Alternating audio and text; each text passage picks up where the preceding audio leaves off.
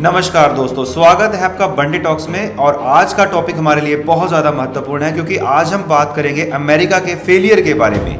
Kanwarpal sir हमें बताएंगे आखिरकार इतिहास का वो कौन सा दिन था, क्या वो चीज़ें थी जिसने अमेरिका को हिला दिया था। अभी रिसेंटली आपने सुना है कि यूएस प्रेसिडेंट डोनाल्ड ट्रंप ने अनाउंसमेंट करी है कि वो क्यूबा पे अटैक करेंगे। जी सर। क्यूबा पे अटैक करने का जो रीजन है वो यूएसए का किसी समय में सबसे बड़ा फेलियर रहा है। सर एक चीज़ आपसे मैं डिस्कस करना चाहूँगा, एक बार सर क्यूबा बता दीजिए, आखिरकार क्यूबा देश है कहाँ पे पड़ता है। जैसे हमारा भारत है, हमारे भारत के पड़ोसी देश हैं जी। हमारे भारत का एक पड़ोसी देश है श्रीलंका, एक पड़ोसी देश है बांग्लादेश। ऐसे ही जो यूएसए है अमेरिका, उसका पड़ोसी देश है क्यूबा।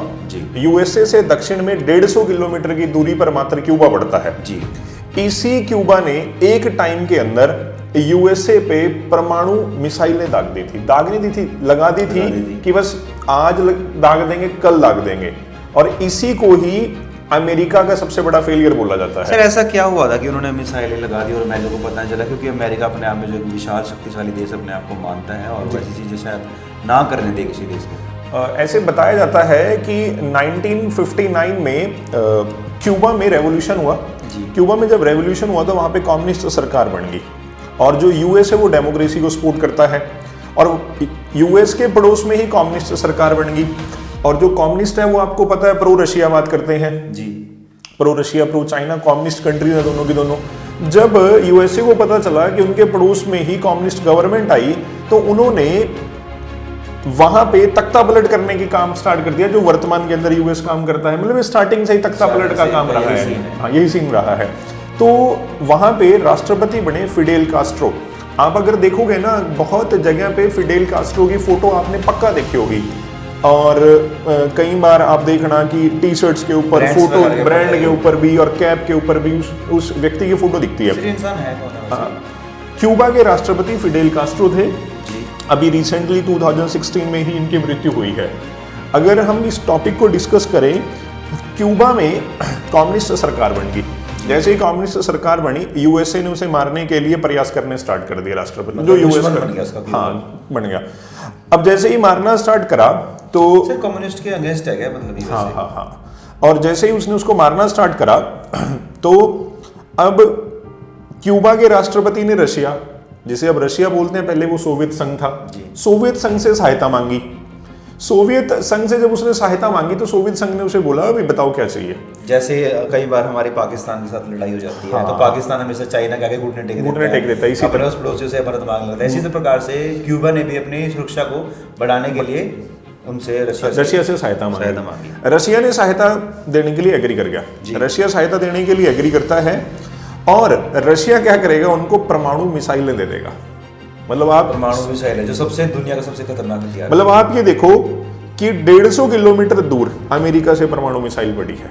मतलब उनको तो सांस भी नहीं आ रहा होगा। ऐसे कहते हैं वो 30-32 दिन अमेरिका के लिए सबसे खतरनाक दिन थे। सर जब मिसाइलें वहां पर गई तो क्या उस दौरान अमेरिका को पता चला? यही तो ब्लंडर है यूएस का। यूएस का ही सबसे बड़ा फेलियर, सीआईए का सबसे बड़ा फेलियर, इतिहास का सबसे बड़ा फेलियर। मतलब यूएस के सिर पे 150, मतलब सर आप लगाओ हम यहाँ बैठे हैं, करनाल में मिसाइलें हैं हमें पता ही नहीं चला। और यूएस इतना बड़ा। और कहते हैं रशिया ने मिसाइलें, सोवियत संघ उनको मिसाइलें देने के लिए एग्री कर गया। मिसाइलें कहते हैं पानी के थ्रू क्यूबा में पहुंच चुकी है। हाँ, पानी के रास्ते के थ्रू क्यूबा में पहुंच गई। यूएस को पता ही ना चला। वो तो एक दिन रैंडमली कहते हैं यूएस के जो फाइटर जेट थे वो उड़ रहे थे। जब उन्होंने पिक्चर्स कैप्चर करी ना तो पता चला कि असला यहाँ पे पड़ा है। असला कैसे? ऐसे प्रॉपर मिसाइलें खड़ी करी हुई थी। असला तो क्या, मतलब उन्होंने प्रॉपर ऐसे मिसाइलें लगाई थी। जॉन एफ कैनेडी उस टाइम में अमेरिका के राष्ट्रपति होते थे। जॉन एफ कैनेडी को ये बात बताई कि John F Kennedy obvious tension में आएंगे। अगले दिन ना उन्होंने क्या करा, पूरे क्यूबा के ऊपर अपने फाइटर जेट भेजे कि जाओ देख के आओ है क्या है। जैसे ही पूरे क्यूबा के ऊपर फाइटर जेट गए, अब आपको पता है कैमरे लगे होते हैं, फोटोज कैप्चर करी, देखा कि पूरे के पूरे क्यूबा की मैक्सिमम जगह में मिसाइलें लगी हुई हैं। और जब भी उन्हें पता चला कि ये मिसाइलें कौन सी हैं, कैरी कर लिया परमाणु को। असली बात तो तब आई, न्यूक्लियर बम था उसके अंदर और यूएसए के सांस सूख गए, पूरी नस्लें खत्म हो जाती है वैसे कि अगर कुछ हो जाता सर। यूएसए खत्म ही हो जाता। जो आज दुनिया को आके दिखा, जो आज दुनिया को तंग कर रहा है ना, एक टाइम में एक क्यूबा देश था जिसने उसको मिट्टी में मिला दिया, मिट्टी में मिला, बस हो ही गया। क्यूबा अब क्या करता है, जैसे अमेरिका क्या करेगा, अपनी नेवी भेज देगा। ईरान पे क्या करा था, अपनी नेवी भेज दी थी, जाओ अपनी एयरफोर्स भेज दी थी, जाओ। सेम वही क्यूबा के साइडों में अपनी नेवी भेज दी, वेनेजुएला के साइड में अपनी नेवी लगा दी थी, सेम क्यूबा के साइड में लगा दी। क्यूबा वालों को पता ही था, अब मैं अगर परमाणु बम लेके बैठा हूं ना, तो मेरे को पता मैं मरूंगा तो हुई, जब मेरे दुश्मन को पता चलेगा, जी जी, है ना। अब ये भी बात है, दुश्मन भी नहीं बचेगा, दुश्मन भी मिट्टी में रह जाएगा, दुश्मन तो खत्म ही होगा ना, खुद खत्म हो जाएंगे। और ये सब नेतृत्व कर रहे थे फिडेल कास्ट्रो। फिडेल कास्ट्रो का विजन पूरा क्लियर था कि मैं तो मरूंगा पर तेरे को नहीं छोड़ूंगा भाई। अब चला सारा कुछ, फिडेल कास्ट्रो ने रशिया को मैसेज भेजा, यूएसएसआर को, कि ऐसे इनकी नेवी पहुंच चुकी है भाई। रशिया यूएसएसआर, उस समय कहीं ना कहीं अमेरिका के अंदर पूरा डर का माहौल होगा, क्योंकि ऐसे बोलते हैं 32 दिन थे वो, 32 दिन अमेरिका के नागरिकों ने मर के निकाले हैं। उनको ये नहीं पता था किस टाइम कौन सा परमाणु आके किस जगह पे क्या करे, हथियार चलाने पे भी मरे, अगर हथियार चलाया तो उधर से परमाणु वो तो कहता था मारो, लेकिन वो तो कह रहा है ना कि आई एम रेडी, मरने के लिए मैं तैयार। वो समय था जब अमेरिका हथियार भी नहीं चला पाया, इतना मतलब ऐसे कहते हैं ना, प्रेशर बन गया था। समय एक ऐसा समय इतना बलवान है कि आपकी सभी की सभी चीजें पड़ी रह जाती हैं। आप ये देख सकते हो, यूएसए जो अपने आप को सुपर स्ट्रांग मानता था, क्यूबा जैसे छोटे देश ने हर कोने को टारगेट कर रहा था। कोई बात नहीं, तू मार, लेकिन एक बार तू मार, चक, रिबर्ट तेरे को पक्का मिलेगा। अब इसी तरह से यूएस में पूरी टेंशन है, जॉन एफ कैनेडी बैठे हैं टेंशन में बैठे हैं, ठीक है, डिफेंस मिनिस्टर सब, कोई बात नहीं। अब चारों पास से नेवी लगी क्यूबा की जी, उसने रशिया को बोल दिया, यूएसएसआर आ गया। जिसे हम रशिया बोल रहे हैं वो किसी समय में यूएसएसआर था, 1992 के अंदर यूएसएसआर टूट गया था। अब वही यूएसएसआर ने अपनी नेवी भेज दी, 7वां बेड़ा रशिया से मूव ऑन करके कहां पे आ गया, क्यूबा के पास आ गया। अब ठीक है ना, स्ट्रांग अगले खड़े हैं लड़ने के लिए, कोई बात नहीं, अगर भाई मरेंगे तो साथ मरेंगे, जिएंगे तो साथ जिएंगे। तभी रैंडमली, अब एक चीज आप हमेशा देखना, अगर वॉर चल रही है ना पीछे, तो डिप्लोमेट चैनल हमेशा चलता रहता है। डिप्लोमेट चैनल मतलब ये जो राजदूत राजनयिक होते हैं, बात करते रहते हैं कि किसी तरह से पंगा सॉर्ट आउट हो जाए। अब अमेरिका भी ऐसे मरने वाला तो था नहीं, तो उसने रशिया के साथ डील करी। देखो कहाँ समझौता करना पड़ा, हाँ, कहाँ उस देश के साथ तो आज बिल्कुल भी, हाँ, मतलब डील करी। सर एक इनडायरेक्टली हम बोल सकते हैं कि अमेरिका ने घुटने टेक दिए कहीं ना कहीं, ऐसा बोल सकते हैं। भाई वियतनाम ने अमेरिका के घुटने टिकाए हैं इतिहास में, और क्यों अब ईरान टिकाएगा, तैयारी है। तो ईरान ने फुल फ्लैश अटैक करे हुए हैं। यूएस इस समय इतना फंस चुका है कि वो किस तरह इस वॉर से निकले, ईरान वॉर से, यूएस को पता ही नहीं। मतलब इतिहास जब पढ़ा जाएगा ना, इतिहास में आप लोग देखना, जैसे मैंने बताया वियतनाम, क्यूबा, आज से 20-30 साल के बाद अब इतिहास पढ़ोगे तो ईरान का नाम भी आएगा। अभी तब डील कैसे हुई यूएसए के बीच में और क्यूबा के बीच में, रशिया ने क्या बोला कि हम यहां से अपनी न्यूक्लियर मिसाइलें हटा लेंगे, बट कंडीशन क्या है, आपको भी वो मिसाइलें हटानी पड़ेंगी जो डायरेक्टली यूएसएसआर पे अटैक कर सकती हैं। अब वो कहाँ से देश में लगा, वो थी टर्की के अंदर, जो तुर्की है ना, टर्की के अंदर वो मिसाइलें थी। तुर्की से अमेरिका ने अपने परमाणु हटाए, और इधर क्यूबा से रशिया ने अपने परमाणु हटाए। मतलब जो ईगो थी वो यूएसए की खत्म हो गई। तो अभी ये मैं आपको बातें बता रहा हूँ 1960, 61, 62 के अप्रॉक्स की। अब कितने साल हो चुके हैं, 40 वो 25 ये, मतलब 65 प्लस ईयर हो चुके हैं। अभी डोनाल्ड ट्रंप है, डोनाल्ड ट्रंप, मैं आपको बहुत बार बोलता हूँ, वो आदमी रात को सोएगा, सुबह उठेगा, कुछ नहीं पता किस देश किसका नंबर लगेगा। वेनेजुएला उड़ा दिया, और उधर से अब ईरान के साथ पंगे ले रहे हैं, और कुछ नहीं पता चलता हमारे भारत के अगेंस्ट में भी क्या स्टेटमेंट दे रहे हैं, कभी कुछ भी बोल सकते हैं।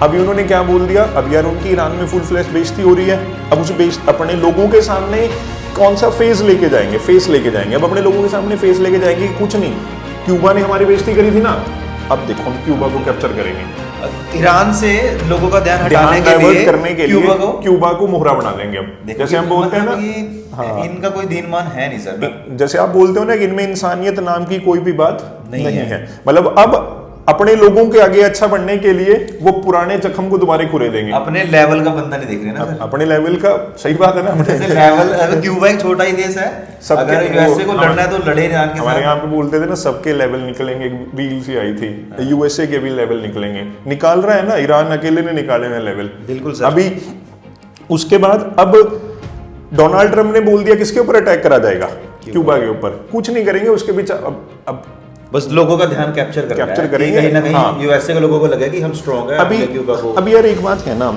जो फिडेल कास्ट्रो था, जो मेन आदमी था जी, उसको कहते हैं 600 प्लस बार मारने की कोशिश करी थी अमेरिका ने, क्यूबा के 600 बार मारने की कोशिश करी। वो बंदा पता क्या बोलता है कि ओलंपिक में ना एक मेडल और रखो, कि अमेरिका ने सर्वाधिक किसको मारने की कोशिश करी और जो बंदा मरा नहीं, उसमें नाम आएगा फिडेल कास्ट्रो का, जो कहाँ के हैं, क्यूबा के राष्ट्रपति थे। अब उस बंदे की डेथ हो चुकी है। कितने साल की मतलब 90 ईयर, अपनी एक नॉर्मल एज पूरी करके गए हैं, कोई वैसे से कोई लेना देना नहीं हुआ। यार तुम ये देखो ना, मैं 150 किलोमीटर तुमसे दूर बैठा हूं, मैं तुम्हारा सबसे बड़ा दुश्मन है भाई, मेरे को मार लो।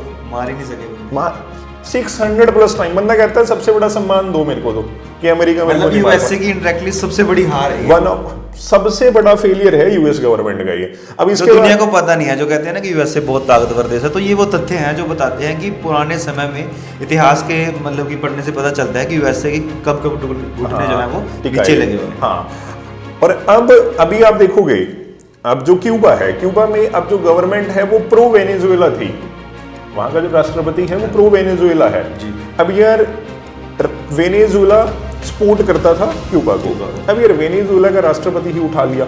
ऐसे बोलते हैं वेनेजुएला के राष्ट्रपति के साइड में जितने भी सैनिक थे वो क्यूबा के सैनिक थे, 32 सैनिक मरे हैं क्यूबा के। मतलब उनकी सपोर्ट थी क्यूबा की, क्योंकि क्यूबा को जो सारा ऑयल है वो वेनेजुएला से आता था।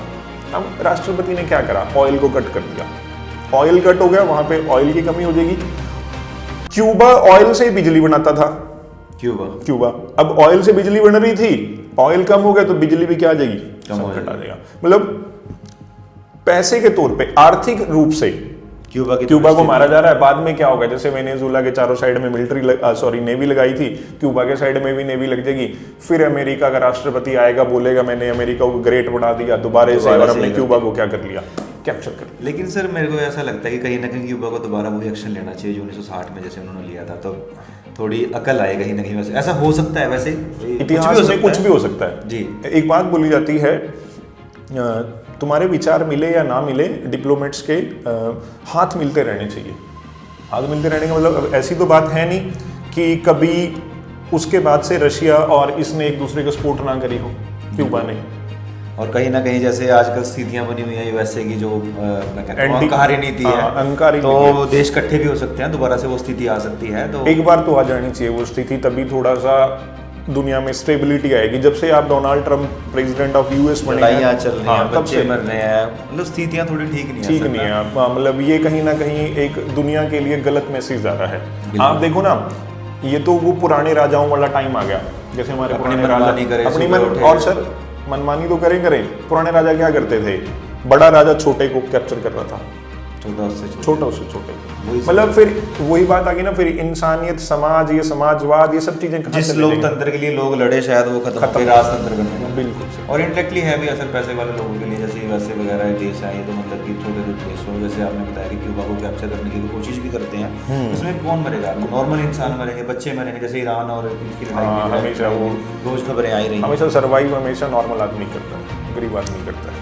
तो गाइज आप भी ये इन्फॉर्मेशन अपने दोस्तों के साथ शेयर करें, ऐसी ऐतिहासिक चीज़ें आपको यहाँ पर हमेशा सीखने को मिलेगी सर। और हम यही बोलना चाहेंगे आपको कि हमारे साथ जुड़ें, एक बार जुड़ के देखिए, आपकी नॉलेज जो हम कहते हैं यकीन के साथ आपकी जो नॉलेज है वो बूस्ट होगी। हर एग्जाम की तैयारी यहाँ पर प्रॉपर तरीके से करवाई जाएगी। अभी थोड़े ही दिनों में हम कोर्स लॉन्च करने वाले हैं सर। अभी थोड़े दिनों में अब हम क्या करेंगे कि अपना प्रॉपर डिजिटल बोर्ड के साथ प्रॉपर क्लासेस लगानी क्या कर देंगे, स्टार्ट कर देंगे, जिसमें आपको कोई भी पेपर हो आपका किसी भी तरह से आपको हम गारंटी देते हैं कि जीके के अंदर, जीएस के अंदर आपको कोई प्रॉब्लम नहीं आने वाली है। और यहाँ पर जो हमारा खास जो ये डिजिटल प्लेटफॉर्म है, हम उनके लिए लेके आएंगे जो बच्चे गांव वगैरह में रहते हैं, जिनको चीज़ें मुश्किल लगती हैं, जो पढ़ना चाहते हैं, जुड़ना चाहते हैं, कुछ करना चाहते हैं, तो हम उनके लिए बहुत बेहतरीन आसान शब्दों में बिल्कुल आपके लिए सामने कहानियों के माध्यम से आपको समझाएंगे। जैसे आज का जो टॉपिक है, उम्मीद करता हूँ आपको बहुत अच्छे से समझ आया होगा। तो वह हमारे साथ जुड़े, हमारे चैनल को फॉलो करें, कमेंट बॉक्स में बताएं आज का सेशन आपको कैसा लगा। Thank you so much.